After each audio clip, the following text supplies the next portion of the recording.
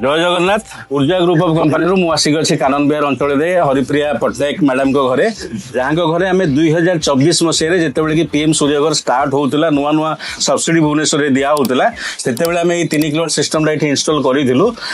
जाना जे मैडम केते सैटिस्फाइड अच्छा जब कि 2027 बंद होगा जाऊँगी सब्सिडी स्कीम टा मैडम को ये कौन कहे नहीं ठीक अच्छे सैटिस्फाइड माने